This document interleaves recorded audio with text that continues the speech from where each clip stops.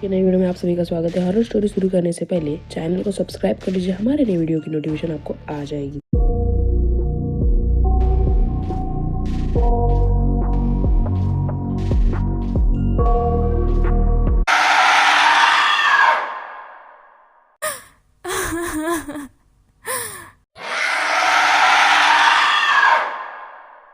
ये कहानी अभय की है। अभय की फिलहाल में ही बीकॉम की परीक्षा हुई थी और उसका 2 महीने बाद रिजल्ट लगने वाला था, पर किसी हेल्थ इशू के कारण उसके पापा की मौत हो गई। इसके कारण परिवार में सभी दुखी थे। अभय की छुट्टियां भी खत्म होने वाली थी, उसका रिजल्ट भी लग गया था, उसे ग्रेजुएशन की डिग्री मिल चुकी थी, पर वो खुश नहीं था क्योंकि उसे और पढ़ना था। पर पापा के जाने के बाद घर का सारा काम उस पर आ गया था। गाँव में ही पास में राशन की दुकान में वो काम करता था, पर घर का खर्चा और बहन की पढ़ाई के लिए उसे और पैसों की जरूरत पड़ने वाली थी। तभी उसे याद आया कि उसका एक दोस्त विनय शहर में ही काम करता है। अभय ने सोचा क्यों ना विनय को पूछे। फिर उसने विनय को फोन लगाया और कहा, कैसा यार विनय तू? विनय ने जवाब दिया, मैं ठीक हूँ यार, तू कैसा है? फिर अभय ने कहा, मैं तो ठीक हूँ यार, पर बस तेरी एक हेल्प चाहिए थी, मुझे एक जॉब चाहिए, तेरे पहचान में कुछ होगा तो देखना। फिर विनय ने कहा, हाँ है ना, अभी मेरे कंपनी में कुछ 3 वैकेंसी है। विनय ने कहा, मैं तुझे अभी उस जॉब की डिटेल भेजता हूँ। फिर विनय इतना बोल के फ़ोन रख देता है। अभय को उस जॉब की नोटिफिकेशन आ जाती है। उसे जॉब पर बहुत अच्छा लगता है क्योंकि कुछ 1 साल बाद वो परमानेंट होने के बाद उसकी सैलरी और बढ़ने वाली थी। अगले दिन अभय का इंटरव्यू था। अभय जॉब की लोकेशन पे इंटरव्यू देने आया और उसका इंटरव्यू बहुत अच्छा हुआ, उसे वो नौकरी भी मिल गई। अब इस शहर में जल्द से जल्द रेंट पे घर ढूंढना था। उसने बहुत जगह पूछताछ की, पर कम रेंट में और उसके बजट में घर मिल ही नहीं रहा था। कुछ दिन के लिए विनय के यहाँ ही वो रुका था। एक दिन वो कुछ सब्जी खरीदने के लिए मार्केट निकला, तब उसने एक एडवर्टाइजमेंट देखी। उसके बजट में एक रेंट पे ही घर था, तो उसने उस नंबर पे फोन किया और पूछताछ की, तो उसे शाम को रूम देखने के लिए बुला लिया।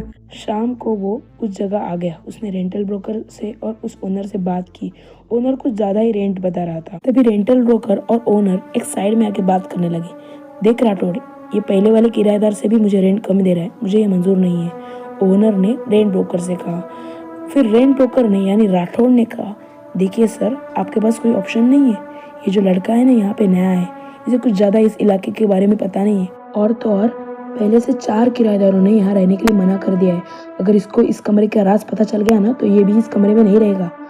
आप ही ढूंढना फिर आपके इस भूतिया कमरा के लिए किराएदार। फिर ओनर ने भी राठौड़ को गुस्से से जवाब देते हुए कहा, धीरे धीरे बोल राठौड़, अगर उसने सुन लिया ना तो उस जतिन की तरह मुझे इससे भी किराया वापस करना पड़ेगा, ठीक है? हाँ कर दे उसे, हाँ कर दे। फिर राठौड़ ने अभय से कहा, तुम कल से यहाँ रह सकते हो, बस रेंट वक्त पे देना। फिर अभय ने कहा, ठीक है, कल मैं यहाँ शिफ्ट हो जाऊंगा। अभय अगले दिन नए घर में शिफ्ट हो गया और ऑफिस भी चला गया। शाम को जब घर लौटा तो वो बहुत थका हुआ था। उसे खाना खाने का भी बिल्कुल भी मन नहीं था, पर भूख भी लगी थी। उसने ब्रेड और ऑमलेट बनाया और सोने चला गया। सोने जा ही रहा था, तभी डोर पे नॉक हुआ। उसने डोर खोला तो बाहर कोई नहीं था। उसे लगा शायद किसी ने मजाक किया होगा। वो अंदर आया और सोने चला गया। रात के 12 बजे अभय नींद में था, तो उसे अचानक किचन में कुछ गिरने की आवाज़ आई। उसे लगा कुछ बर्तन गिरा होगा, तो वो झट से उठा और किचन में आया। देखा कि नीचे एक ग्लास पड़ा हुआ है। उसे कुछ समझ नहीं आया, ग्लास गिरा तो गिरा कैसे? खिड़की तो बंद है, बिल्ली भी अंदर नहीं आ सकती। पर उसे नींद आ रही थी तो उसने इतना ध्यान नहीं दिया और वो सोने चला गया। दूसरे दिन सुबह जल्दी उठ के फिर वो वापस गया। फिर शाम को वापस आया, खाना खा के सोने चाह ही रहा था, तभी कल की तरह फिर उसे उसी टाइम पे डोरबेल बजी। उसने डोर ओपन किया, बाहर कोई भी नहीं था। वो अंदर आया। उसे आज भी लगा शायद किसी ने उसके साथ फिर मजाक किया है। फिर वो सोने चला गया। रात में फिर उसे कुछ आवाज़ें महसूस हुई, जैसे हॉल में कोई चल रहा हो। वो हॉल आया तो उसने देखा कि पंखा चालू है। उसे ठीक से याद था कि वो पंखा बंद करके आया था। उसने हॉल का पंखा बंद किया और फिर वो सोने चला गया। एक दिन जब वो शाम से ऑफिस से वापस आया तो वो सोचने लगा कि ये सब जो हो रहा है वो सिर्फ संयोग है, पर धीरे धीरे सारी चीज़ें उसके साथ बार बार हो रही थी। किचन में कुछ चीज़ें गिरना, बार बार उसी वक्त पे डोरबेल बजना, किसी का हॉल में चलने की आवाज़ आना, ऐसी बहुत सारी पैरानॉर्मल चीज़ें उसके साथ हो रही थी, पर उसे कुछ समझ ही नहीं आ रहा था। पर वो घर छोड़ भी नहीं सकता था क्योंकि उसे रूम का रेंट पूरा दिया था और उसे अपने घर के खर्चे भी संभालने था। पर उसे ये नहीं पता था कि ये जो सब हो रहा है ना, ये तो शुरुआत है। तभी घर की डोरबेल बजी। डोर ओपन किया तो उसके सामने कोई लड़का खड़ा था। तब अभय ने उसे पूछा, जी आप कौन? उस लड़के ने जवाब देते हुए कहा, आई एम सॉरी मैंने आपको इस टाइम परेशान किया। मैं जतिन, एक्चुअली मैं यहाँ पे पहले किराएदार था, मेरा कुछ सामान यहाँ रह गया है। अभय ने कहा, हाँ आप अंदर आइए ना और लीजिए आपका जो कुछ भी सामान है, मुझे राठौड़ जी ने बताया था कि आपका सामान है। जतिन ने अपना सामान लिया और वो निकलने ही वाला था, तभी अभय ने उसे पूछा, कुछ पूछ सकता हूँ? जतिन ने कहा, जी पूछिए ना। अभय ने जज से पूछा, आपने ये घर क्यों छोड़ दिया? तभी जतिन ने जवाब देते हुए कहा, क्यों आपको उस राठौड़ और ओनर ने बताया नहीं इस घर में क्या है? फिर जतिन ने जवाब देते हुए कहा, लगता है आप इस इलाके में नए हैं, मैंने जब ये घर छोड़ा ना तब से यहाँ पे कोई नहीं रहता, मैं भी यहाँ मजबूरी में आया हूँ। तब जतिन ने उसे सारी चीज़ें बताई, जो सारी चीज़ें अभय के साथ हो रही थी वही सारी चीज़ें जतिन के साथ भी हो रही थी इसी घर में। और जतिन ने कहा, और ये संयोग नहीं है, इस घर में कोई और भी रहता है। उस ओनर ने आपको बताया नहीं होगा पर मैं बताता हूँ। कुछ 1.5 साल पहले यहाँ एक कपल रहता था। जो वो हस्बैंड था ना, वो शराब के नशे में अपनी बीवी को मारता था। बीवी बहुत परेशान थी, उसने इसी हॉल में पंखे में लटक के अपनी जान दे दी। और उसका पति अब कहाँ है मुझे नहीं पता, पर उस औरत की आत्मा अभी भी इस घर में भटक रही है। आप जल्द से जल्द इस घर से बाहर निकल जाइए, वरना आपके साथ भी वही होगा जो मेरे साथ हुआ था।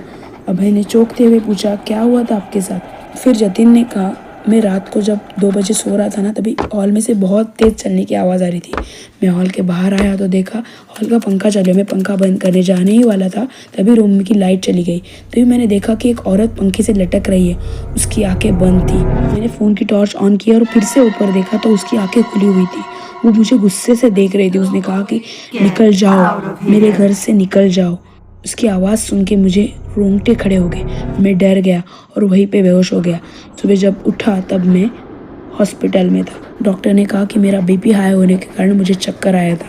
मैंने ये सारी बात ओनर को बताई, पर ओनर मान ही नहीं रहा था और उसने मुझे रेंट की अमाउंट भी रिटर्न नहीं की।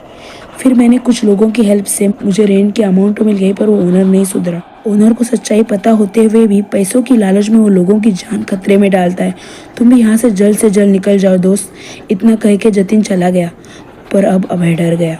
उसने भी वहाँ से निकलने का इरादा कर दिया। अभय तो इस घर से बाहर आ गया, पर आपको क्या लगता है अगर वहाँ कोई रहने आ गया तो फिर क्या होगा? कहानी में अभय तो बच गया, पर ऐसे कितने सारे लोग हैं जिन्हें घर की ज़रूरत होती है और कुछ ऐसे लालची लोगों की वजह से उन्हें क्या क्या सहन करना पड़ता है। यह कहानी कैसी लगी आप कमेंट में ज़रूर बताइए।